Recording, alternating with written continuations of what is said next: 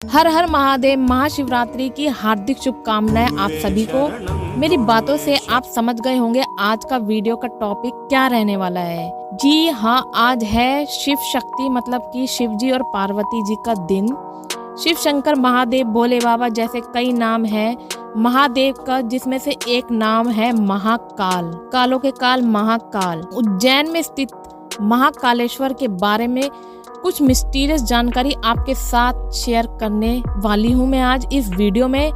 चलिए शुरू करते हैं। महाकालेश्वर में भस्म आरती का श्रृंगार किया जाता है, ये तो आप सभी लोग जानते होंगे। लेकिन ये कहा जाता है कि पहले यहाँ जलती हुई चिता की राख लाकर पूजा की जाती थी, इसलिए माना जाता है कि महाकाल का संबंध मृत्यु से है।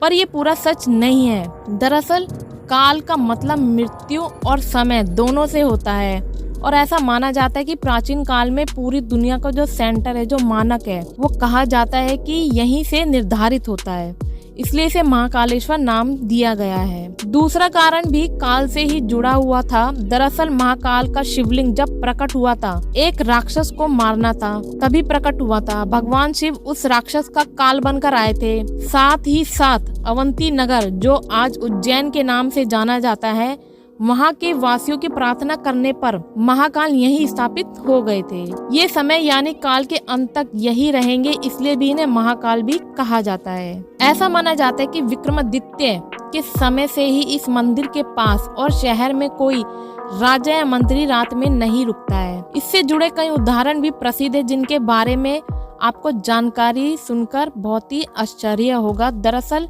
लंबे समय तक कांग्रेस और फिर भाजपा सांसद ज्योतिरादित्य सिंधिया को ग्वालियर के राजा भी है, वो भी आज तक यहाँ रात को नहीं रुके हैं। इसके पीछे का कारण मेरे साथ आगे जानते हैं वीडियो में।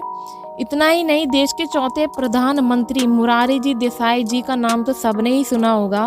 वो जब मंदिर के दर्शन करने के बाद रात में यहाँ रुके थे, तो उनकी सरकार अगले ही दिन गिर गई थी। इसी प्रकार ऐसे ही कर्नाटक के मुख्यमंत्री वीएस येदियुरप्पा जी ने भी उज्जैन में रुके थे, तो उन्हें कुछ ही दिनों के अंदर इस्तीफा देना पड़ा था। इस रहस्य को कुछ लोग संयोग मानते हैं, तो कुछ लोगों के मुताबिक एक लोक कथा के अनुसार भगवान महाकाल ही इस शहर के राजा हैं और उनके अलावा कोई और राजा यहाँ नहीं रह सकता। ये एक रहस्य बात है। भस्म आरती की कहानी शिवलिंग की दरअसल स्थापना से ही देखी जाती है। प्राचीन काल में राजा चंद्रसेन शिव के बहुत बड़े उपासक थे, बहुत बड़े भक्त माना करते थे उस समय के। एक दिन राजा के मुख से मंत्रों का जाप सुनकर एक किसान का बेटा वहाँ से गुजर रहा था, तो उसने सोचा कि मैं भी राजा के साथ बैठ के इन मंत्रों का जप करता हूँ।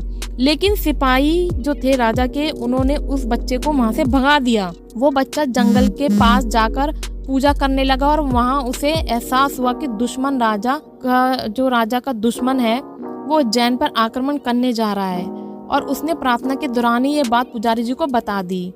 इस खबर को आग की तरह फैल गई और उस समय विरोधी राक्षस दूषण का साथ लेकर उज्जैन पर आक्रमण करने जा रहे थे।